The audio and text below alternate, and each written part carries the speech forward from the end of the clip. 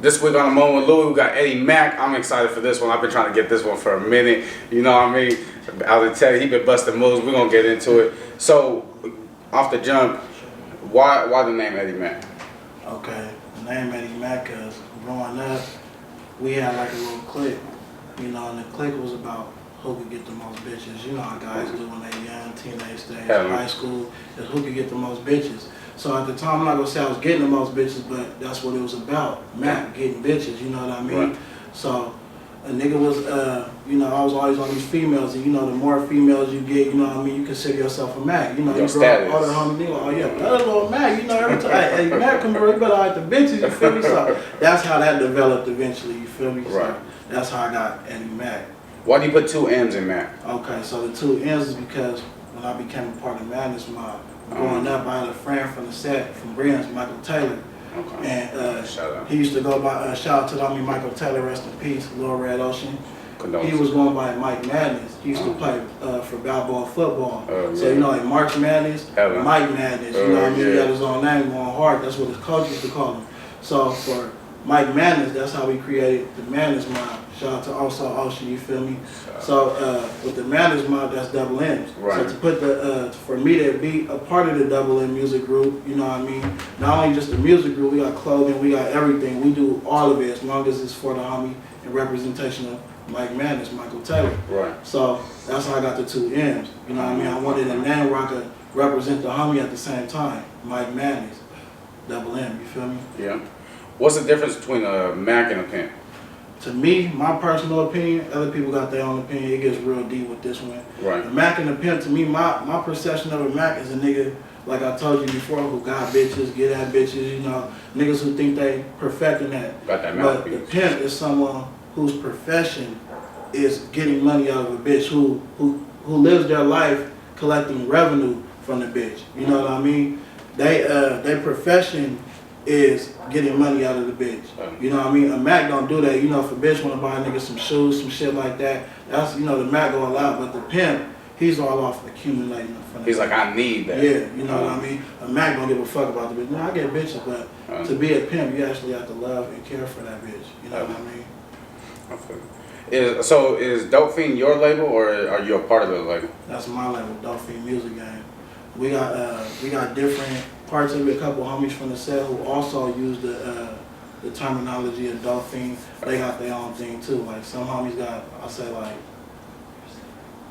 Dope Fiend Industries, Dope Fiend this, Dope Fiend that. Mine's is Dope Fiend Music Game. Okay. And as far as like when you get to the part of Music Game, it's double M too for the homie Mike Madness. So it's Dope Fiend, the word Dope Fiend, and then when we put music, it's MM. You know what I mean? USIC Gang. Like the WWE upside down. Yeah, so when you look up MMack, you notice my last few projects was dropped under the Dope Fiend Music Game. Okay. So it's always gonna be the double M for your homie. You know what I mean? Like, I've been pushing. The homie died at 15. We was the same age. He died with Monique Palmer coming from the party, and it was all you know how gang violence get. You know, and the homie lost his life due, you know, to the stupid shit growing up. And we've been repping it for a long time. The Madness Mob, I was 15 when he died. Today he'll be 26.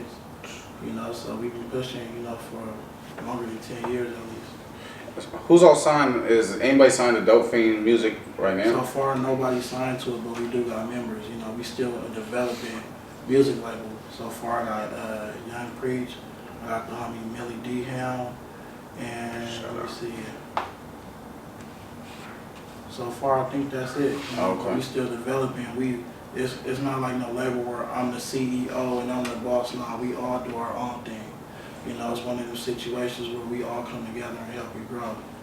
Like, instead of crabs in the bucket, you help me? Yeah, because, you know, sometimes the CEO position could become a lot of work. Yeah. You know, you gotta handle a lot of business. And some people is not always comfortable with being told what to do or going under these standards, but when you let everybody do what they do and feel comfortable and express themselves how they want to do it, they're comfortable, and you know, when you work together, you produce more. Because personally, I ain't never seen nobody do anything by themselves. It might look like I'm doing stuff by myself because MMack might drop an album, it's just MMack. Yeah. You know, or it might look like I'm doing things, but I got to be homie, you know, without their support, I probably couldn't do it. Without the team, there ain't no one. You feel me? So are you currently signed to a label? No, I'm not currently signed to a label, but I am affiliated with, I'll say, at least 2 or 3 labels at the moment. Right. But it's not like, you know, it's not like I'm with different labels and I'm bouncing around. No, we all socialize. We all are one, you know. Right. It all adds up to one label, but we all got different names. Okay. How do you like Texas? Man, Texas was amazing. The gas was $2. You go out there, it's different from San Diego. Any job will hire you out there. No matter you got tats in your face, no matter how you look. You go to any job out there, I guarantee you they hire you on the spot. I seen dudes come in there with raggedy clothes, tats on their face, and get hired the next day. One thing out there, I think they got a non-discrimination law, and they really follow it. Our San Diego is coming to one, but I still don't see people get hired like that. Right. You know, out there, everything is much affordable. And one thing I can say is, you know, a lot of people out here, you get a lot of bums out here, and a lot of dudes who's not working, a lot of people that's doing bad. But out there, the people that's, even the people that's doing bad got a car and a job. Yeah. Everybody out there is literally working. Damn. I believe when I went to Walmart, the manager was a 16 or 17-year-old black dude. Yeah. I went over there, I'm like, man, this is dope. A lot of black people, not discriminate or anything, but you got a lot of black, you got all races out there, but it's different from San Diego. Out here, I see a lot of black dudes, and I want to say what's up or something. You know, growing up in Southeast gangbanging, they look at you, they mean mug you, got to play the staring game type shit. Out there, you don't got to do that. As soon as you look at another black dude, like, hey, what's up, bro? Oh, shit, what's good, bro? You know, so that kind of fucked me up. I'm like, oh yeah, it's dope out here. I'm like, you know, how they hire? Oh yeah, they hire this and that. I'm like, okay, it's dope. How they feel about, you know, black people? And they're like, okay, yeah, boom. They go to the manager. I looked up, I'm like, bro, how this you? I'm 17 years old. I'm like, you the manager? Yeah, this whole Walmart facility. Oh yeah. Like, you want to interview? You feel me? I'm like, okay, I can dig that. Oh, that's dope. You think it's more so because there's more people of color in that area, in Texas, like as a whole, or do you think it's more of the money situation? Because San Diego is so prominent in some areas and so I can say struggling in a lot. You know what I mean? I don't want to make it a race situation to where it's color, but one thing I noticed out here in San Diego, once you go to the rich area, you can tell it's the rich area. It's separate from the ghetto. In Texas, you go to the ghetto, right next to the ghetto is the rich area. They're not, you know, the ghetto and the rich area is right there. You might even have it mixed together. You know what I mean? Yeah. You'll be right here in the ghetto. The next street over is rich people, mansions, all types of stuff. Right, you know, close to the ghetto. Here you got to go up to Temecula and different places, East Lake, to see. You know, you got to go to real different areas to see. You know, different. How could I say it? Different spots of living. Yeah. You know what I mean? And out there, it's all mixed in together. Even the white people out there is, because they're not, you might think they racist out there, you know, hey boy, you know, like the movie out there, that's cool as fuck. Yeah. White people out there eating Tabasco sauce on their legs. Yeah. Oh my mama. So it's cool. It's like the white people is ghetto out there. So Texas is dope, you know, the white people, they all work together. Yeah. And they don't look at the black people no different. You know, I remember working at a spot. My manager was a white dude, you know, older white dude. And I'm like, okay, you know, you look serious and all that, cool. He was like, hey man, you got it? I'm finna go on break. I'm like, yeah. He's like, okay, cool, I'm finna go across the street and get me a beer real quick. I'm like, yeah. On my mama, yeah, came back, drunk his beer in the back, boom, came back. You need some help? Got back on the little thing with me. I'm like, oh yeah, that's it. Like, Texas is dumb, bro. That's dope. Were you able to connect with a lot of rappers out there? Only thing out there is different is they look at the way we talk and the way we operate is proper. Right, you know right. I mean? So the minute we start talking to them in square, it was real hard for me to connect and get out there. If you ain't already popping somewhere else, and then you come out here and not people know you connected, it's very hard. I done went to shows out there, I done went to clubs out there, it's hella difficult, hella. Dang, that's crazy. I would think if anything, it would be easier because, you know what I mean, different, you know what I mean, coming into a new situation, it's like, oh, who's this new guy? Not only that, Dallas got mostly Crips too, so okay. You a blood from a different area, you come out there, you still try, it's even more harder. You know? Houston's more blood and all that, right? Yeah, Houston's more mixed up, you got blood and Crip, but Dallas is more specifically Crip. Were you able to take a trip to Houston? Yeah, I went out there a few times. I drove out there when I was doing the CDL driving. Oh, okay. They got a lot of dope. how could I say, clothing out there too, like in regular stores, liquor stores, all that. You'll go in there and buy a B hat with a red flag, you know, as if it's like Famart or something. You know, out there, a lot of liquor stores is like a Famart. You go in there and buy the tees with the Pillsbury Doughboy that got the, you know, the money signs and the crack bags and shit. Damn. You know, out here you don't really got that. You got to go to Famart for that. It's a specific place for that. But out in Houston, everything is ghetto and dope. So it's real dope. It's a place where anybody can go out there and really bubble. Damn. What do you think it means to be a hood reputable? A hood reputable? Most people gonna say, oh, nigga went out, you know, started this hood, killed this, killed that. Hood reputable is somebody who really love and respect their community and do something for it, you know. Right. A nigga that's gonna get a young homie or tell a young homie, hey man, you know, go to school, do this, do that, you know. Right. You know, because a lot of these young niggas don't know that they can still be this. Even though they, you know, because Brady tell them, don't be this, don't do that. And you still on interviews and glamorizing, yeah, I did this, I faced life, they still going with that story and want to be that when they tell that to the bitches. But you know what they don't know is they can still be this and still read a book. They can still do this and still go to college and do that, you know. I was, you know, like I said in a lot of my raps, like Suicide Watch, I was a medical assistant throwing up the set, you know, so, you know, just don't let anybody that's gang banging or anything, don't let that shit stop you from being a good citizen, you know, a good person to your neighborhood, you know. A hood reputable is somebody who's with that shit, you know, whether it's gang banging and all that, but, you know, still respect his community, you know what I mean? Still do what's right, you know, not nobody that the world gonna look down on. I know low life nigga drinking beers by the trash can, you know what I mean? That aunties and everybody look down on, you know, more like a Nipsey Hussle type of figure, you know, that's gonna get on and get back to his community, you know. Hearing you talk, I just thinking of a real big homie. That song just playing in my head off top. You feel me? Hey, you know, I didn't expect that song to blow up like it did, but I guess, you know, a lot of people thought I was talking about my big homie. Like, bro, your big homie must have did that. You know, don't get it wrong. I got a real dope and good big homie, but that was my image of a big homie. You know, I wanted to, for anybody who is a big homie or becoming a big homie or got a little homie, this is my idea and my perception of how a big homie should be. You know what I mean? Have a nigga back, you know, keep a nigga out of jail. You know, my big homie, my relative always told me, whenever it come happen, I'm like, I got the gun on me, this is not, no, give me that real quick. We don't need you in the system. That's one thing we do not need. I'm not saying that because you're my cousin, but I'm also letting you know, like, bud, like, I'm gonna keep this on me, you feel me? I got a record already, so if I catch you in charges, it's on me. You know what I mean? We don't need you in the system. As much as he said that, my dumb ass eventually got in the system, but you know, I can't say that he didn't try to keep me from me, and I respected that. You know, so from my perception of a real big homie, from that song, it blew up.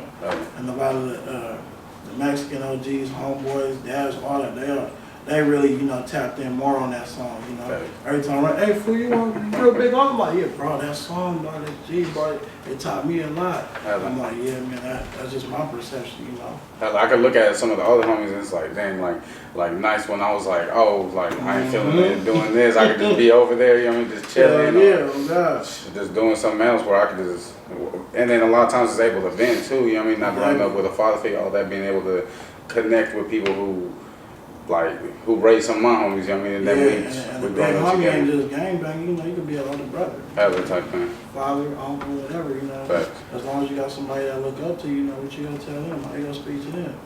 You know, moms ain't, you know, they ain't agreeing with moms, you know, most kids don't agree with their parents because their parents have to say what's right. Even if they don't agree or even if they'll go about something different. Like the big homie, you can tell them something cool, it's still manipulating him and doing what's right, you know what I mean?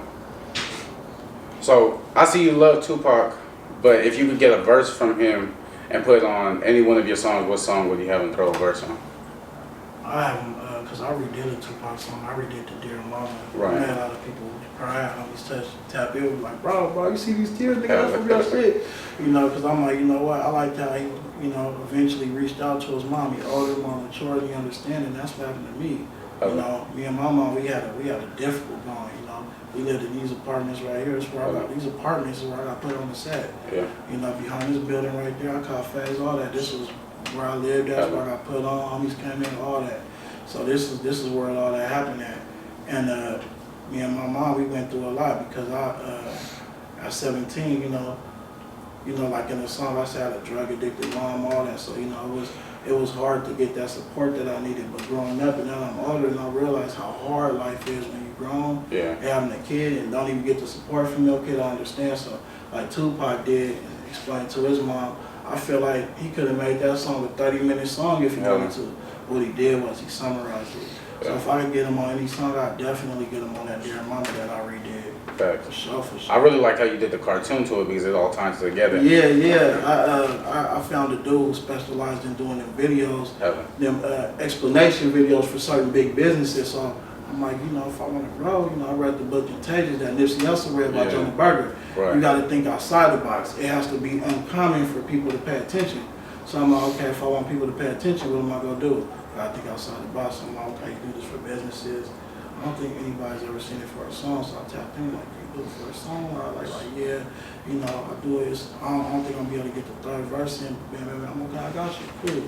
So I tapped in with him, paid him the dough, and the way he did it, the way I explained it to him, it was dope. He wasn't even from America, he's from like Australia or something. Dang, so you got the plug out of the country. So when he sent it back, I said, let me check this out. And even the terminology that I didn't think he'd understand, like brazy and all types of he got it down. I thought he was from down the street or something because he got the words perfect, That hand was moving so fast. I was like, oh damn, he gotta be from around here. Oh God, bro, that shit crazy. Fact. What was that? Doing that music video more expensive than some of your other music videos? Not at all. Them motherfuckers like $40.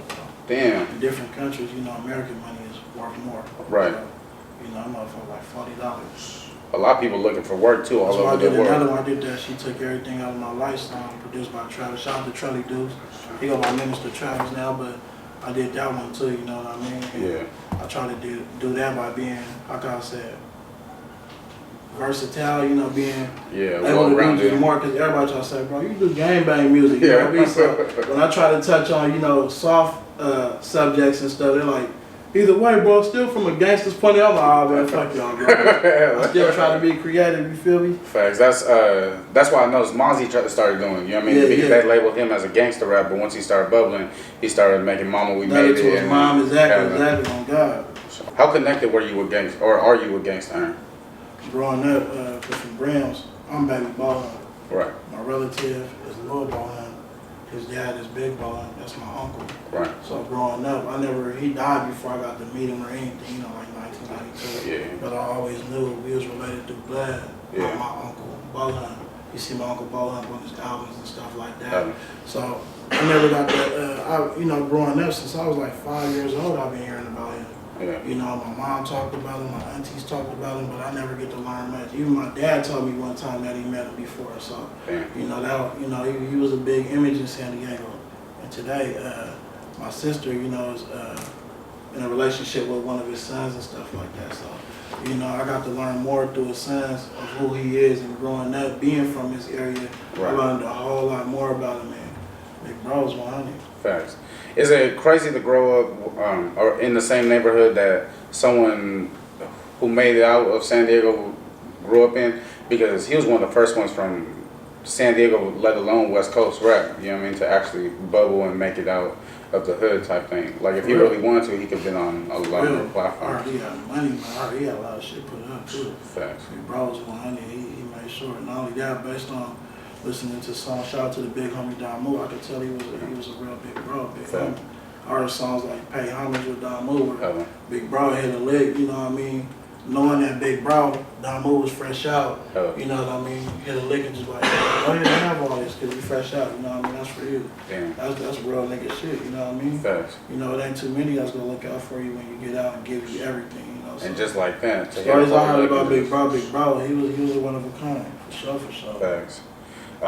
Can we see you start skating more? I seen you on your Instagram on the skating tip. I mean, whenever I run into somebody with a skateboard, first thing I want to do is, I got this gangbanger image. First thing I want to do is blow their mind. Like, hey, bro, can I see your skateboard? Some of them be scared, you know what I mean? But, when they do let me see, I'm like, okay, boom, I start, getting active. And they go, oh, shit. I used to skate back in the day. So, if I get the skateboard, I was, when I came back from Texas, I didn't have enough room in my car and shit, but I just told my mom if I need it, just send it to me. Oh God, I get it sent to me, I'll get one out here, bro. I like skating. Skating is therapeutic.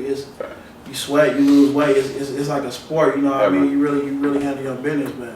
And you really by your dolo doing everything. Yeah, I just reason why I quit, bro. I was busting up my shin too much, bro. Like, it's painful when you fall. I don't know if I want to fall no more. You feel me? Yeah, so I do fuck with it here and there, but I don't got my balance like I used to. You know, I don't think I ever take it serious like that. You know, based on the type of lifestyle I live. But if it's around me and if it's there, I'm gonna fuck with it. For sure. Can we see you? Someone play skate for you for a verse? Someone play me skate for. Oh God. Okay. That's fine. We gonna have to get it on camera. All that. I play skate for. Let's get it. Yeah. I ain't. How can I say it? It depends on if the nigga been skating forever. It ain't fair. It ain't fair, but I still do it for the fun of it. But oh God, I do that. As a matter of fact, that's a good idea. But if you've been practicing, you gonna have to shoot a little dope before the game. Oh God, something. Hey, but if you want a verse, you probably gonna want it right now before you start popping. You did top popping to where you ain't want to. I be showing love though. Oh God, I be showing love. Hella, we were talking before. You got the song with Cali Bo. Shout out Cali Bo. Shout out to my bro. Hella. You can just see all around town if it got Eddie Mack version on it, though. I'm finna listen to it all the time. That's what I need, bro. I appreciate it. Because a lot of people, like, they be rapping the rap, but, you know what I mean, you could hear, like, you be rapping the vent, you know what I mean? Yeah, and, like, you could definitely feel that this is therapeutic to you. Like, I'll be listening to it and I'll be like, damn, the way you portray your life, like, I could actually, like, visualize it and see it, like, even coming through the ocean, all that, you know what I mean? Like, I could see all that because, one, growing up in the neighborhood, and two, like, just the way you put your story out there for everybody, because a lot of people, it's not easy for them to open up to that point, and then a lot of people do a lot of self-incriminating when they do that opening up, you know what I mean? It be real deep for me, but it allows me to vent, like, how can I say it? Things that I talk about to the homies. Let's say if it's about a female that kind of, you know, even niggas who got bitches and, you know, got a well-known rep and got hoes on Instagram, all that, you know, niggas still go through certain shit with a certain one, and you like, okay, you might think you can share it with the homie. No, nigga, that bitch broke your heart, nigga, you over here, but then you put in a song, nigga like, hey, bro, nigga, that shit dope, nigga, that bitch, oh my, you know what I mean? So one thing I learned is, like, I was never able to really talk about my problems like that because a lot of people wouldn't understand or see it like that, but when I put in a song, niggas like, bro, that shit be, oh God, I like the way, you know, bam, I ain't never heard it like that. So it's another way for me to vent and get it out, you know what I mean, without having to deal with the backlash from me, you know what I mean, basically me talking my feelings or talking about what I went through, you know what I mean, and how I got through it, because you never know somebody else that probably went through that. I can hear the song, like, you know, I never thought about getting through it like that, you know, so. And a lot of people, even deeper than me, that could relate to you on so many levels. Like I hear people like damn, when I listen to that Eddie Mack track, it helped me get through a lot. You know what I mean? Like that's just like hearing just around. You know what I mean? Like it's keep it up. You feel like that shit. I try to not keep it so, you know, gang banging. But even my terminology today, a lot of people know the terminology that crazy. They know all that stuff thanks to YG. And, you know, it kind of speaks for itself. Before YG though, Brazy, crazy. Come on, everything speaks for itself. But you know, before when everybody said you can't do it with gangbang, you can't do it like that. You know, I used to always try to be like regular people, but I couldn't. So I got to a point where, man, I don't care what my shit, bro. It's at the point where this is therapeutic for me. You know, but the way all my fans embrace me when they see me, all the love I be getting, okay, I can do it like this. You know what I mean? A lot of people fuck with me. And I just want to tell you, I appreciate you because my cousin, he seen you at Park Liquor that day and you tossed him a couple CDs, Marquise. Oh yeah, that's your cousin? I didn't even know. I saw him, I was like, oh shit, what's he like? Hey bro, you Eddie Mack, right? I'm like, yeah. You know what I mean? Because sometimes a lot of people get offended if you don't know who they are, if they met you before. So I wait till I let them talk to see if I know them. They're like, bro, how you been? I'm like, bro, I been good. How you been? Long time. You know what I mean? But if I don't know them, they'll be like, hey, bro, you Eddie Mack, right? So I'm like, okay, cool, I don't know. What's good, bro? Yeah, you know, bam. So I'm like, yeah, bro, I got some shit for you. Come on. You know, I got love for everybody that fucking me decent. You know, I ain't one of them niggas that's gonna hit me up on Instagram. I'm not gonna reply. You know what I mean? I'm not one of the niggas that act cocky. Your shit hot, I know. No, I'm not one of them niggas. I'm gonna brace you with a CD. You know, homies, certain people are, bro, you supposed to be selling. Nah, nigga, they fuck with it, nigga. It's free, you know? The streams is gonna pay off. For sure. Period. So, who's your favorite Dago rapper? Like all time? All time. growing up, my first CD was Mitchie Slick. Yeah. And which one? Triggeration Station. It wasn't my first CD. It was on the MP3 player. Oh, okay. And at the same time, I had Don Moore on it. My favorite song was that. I never knew the people was around it. Later on, I was living in East Dago. Later on, I moved to Southeast, and I got to learn more of who Mitchie Slick was and Don Moore. Everybody was on that track. Okay. You know what I mean? Growing up, I always listened to Mitchie Slick and Don Moore. It's never been just Mitchie Slick. It's always been Slick and Don Moore. Right. You know, and a little later, around the time I could say 17 or 19, right. That's when Nipsey Hussle also became one of my favorite people. But as if we speak in the city, Mitchie Slick and Don Moore for sure. Is it true to see like yourself working with people that you got your first CD to? Like, hell yeah, I remember watching Big Bro on BET. Damn. You know what I mean? I used to watch the Grimy Rec show with the homies. All that. I used to be on there like, wow, they really on TV. You know, and I never met them or nothing like that, but I used to trip out. They come from where I come from. But then after I eventually got to link up with him, do videos, yeah. And you know, to see the respect he got from me, you know what I mean? It's like, damn, this little 10-year-old that was bumping your CD every day. You on interviews talking about, man, I love Eddie Mack, you know, he an old soul. There's something different about it. It's like, man, I would have never thought, you know what I mean? I would have never thought. To see all my cousins grow up listening to him, all my cousins growing up respecting him, they see me on songs with him, I finally link up with them, and they like, damn, really? Like, they so happy to be around me and everything, you know what I mean? It's like, damn, it's crazy, you know what I mean? Because these are the dudes that they grew up and listened to, and a lot of my relatives still never got to meet them. But always grew up bumping their music, so when they see me rapping with them, that's 100. Yeah. That's big. Especially for you to be on OG Triggeration when Triggeration was your first album, it's like damn, the full circle for real. I'm mad, Big Bro. He's like, Eddie Mack, it's time to do something. Okay, let's get it. He's like, right now, weed songs is popping. You know, Rob Stone, Chill Bill. You know, you know, Swisher Sweets and shit. He was talking about. Yeah. You know, the weed shit was popping. So Big Bro, like, let's do something about the weed. I'm like, I got you. You still pushing the Triggeration Station on G? Like, you already know, okay, bro. Triggeration Station 2 coming? Right, I got you. Boom. Let's up that OG Triggeration. I sent it back to him like, woo! Yeah. You feel me? The South by Southwest came. He's like, fuck it, we finna shoot the video. Let's get it. Okay, we on. How was that experience, that South by Southwest? Man, my first time out there, I didn't know nothing about it. So like, you never been to South by Southwest? Like, come to Austin. You in Dallas? Like, how long the drive? I'm like, fuck the drive, nigga. I'm there. Yeah. Drove down there. My first time seeing the whole city come down to one place for a music festival. Yeah. And it's not even just Austin rappers or anybody, it's people from around the world. Slim 400, Trey the Truth, they all come down there to perform and get new fans and do what they do. So that was dope. And Big Bro Slick went down there and killed it. Saw features, all that. That's dope. Bro did his thing. Was there anybody you met at South by Southwest you were like, damn, I'm really like meeting this person? I can say Trey the Truth for sure. Oh, yeah. I met him and I was like, damn, I'm over here with Big Bro. I see the dude who got famous, what's his name? He be screaming on all that video, Fat Boy SSE. You know, oh, yeah, Fat Boy? I beat him on stage and I'm like, okay, it's pretty popping out. You see a whole bunch of famous people everywhere. It's like, you know, you don't know which person to go up to and say what's back into you. Know? I seen Slim 400, you know, on my way up there because I'm looking for Slick. Slick like, we over here by Slim 400, so I see him. Yeah. Bro was kind of like mean mugging me, but I had I had a Tupac shirt with the burgundy rag. I think I had my red rag on me, so Blood was looking at me.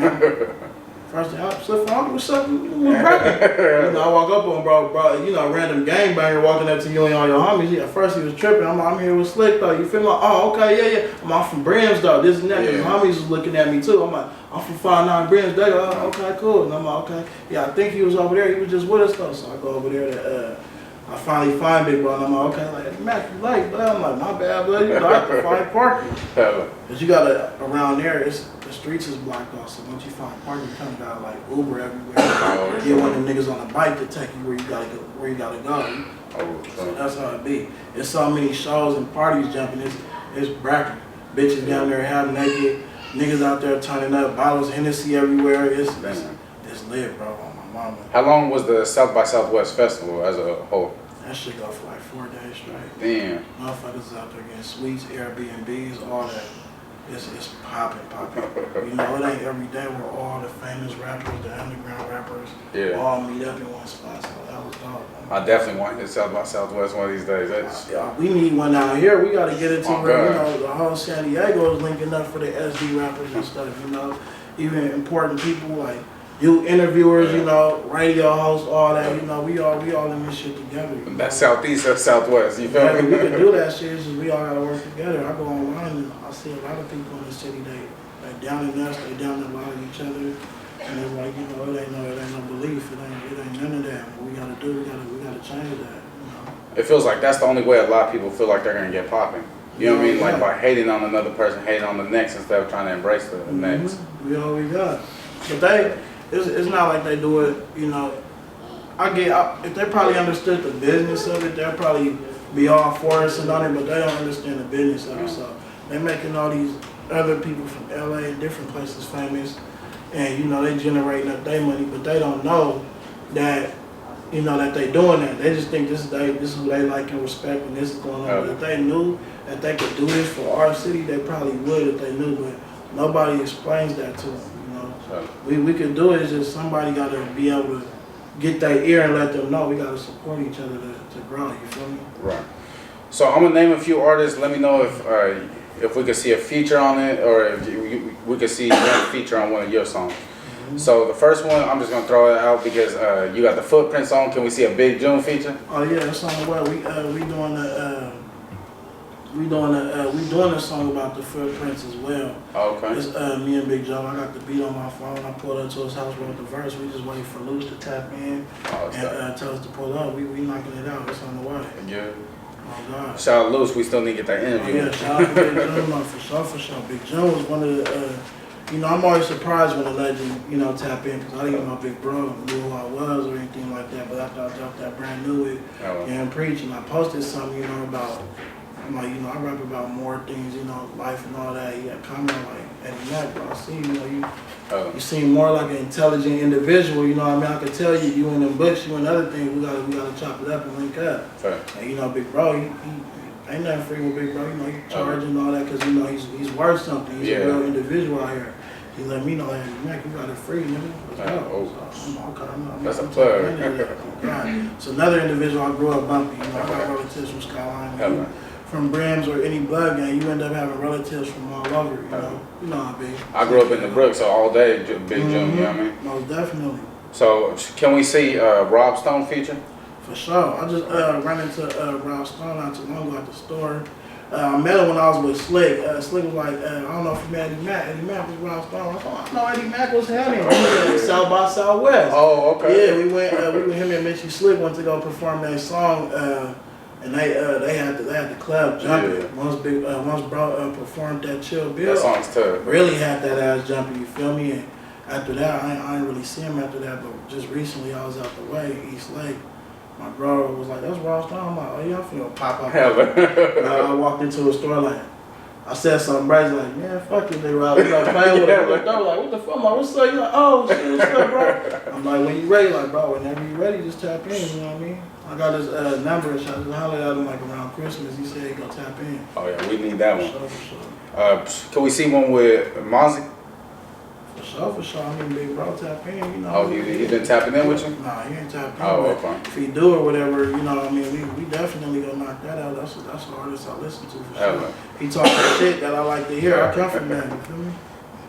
Sometimes I'll be listening like, talk your shit, come on. You feel me? I see RG's tapped in with Boozy. Can we see maybe a Boozy feature sometime soon?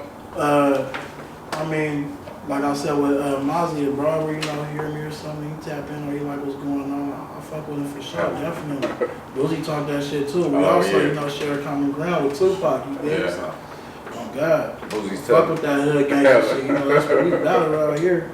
And then, could we see Butcher the Badass and you hop on the song? Oh God, that's the homie. We already got the Team Madness going. What else we finna do? We got more. He just sent me a beat to knock out. That's my brother like a motherfucker. We both Madness mob. That's my Madness mob. Oh, okay. Yeah, you didn't know he was mob. Nah, I did. We got the Team Madness together. we got another one together with the homie Baby. Yeah, me and Butcher, we supposed to link up and do some more shit. That's my homie. That's the homie from the set, from the ocean. But we already tapped in. I don't know if you seen him. He just dropped a new video. Yeah. I do all that. That's my nigga on blood. Hello. We've been lined up an interview. We're gonna get it. That's my brother like a motherfucker on brand. Can we see you and 5K hop on a song?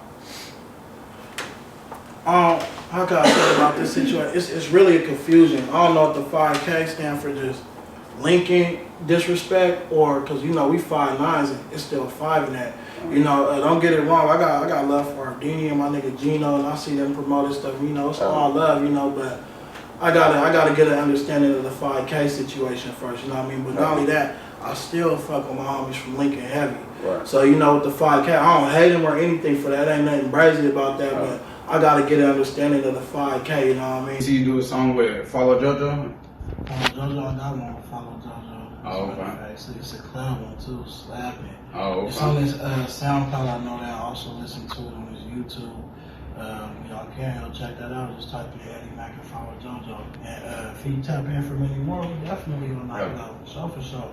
One thing when it comes to SD artists, man, I don't never turn it down. You know, unless it's a certain politics issue that might come in hand that I don't really pay attention to too many other artists, but I want to do no song with somebody in my homie. Tell me, hey bro, you know you said fuck this or fuck that. I'm like, oh shit, you know.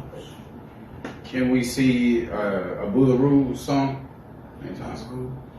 No disrespect, and I don't think I ever heard of bro, but shit. He did the good, the bad, the brazy with Follow JoJo.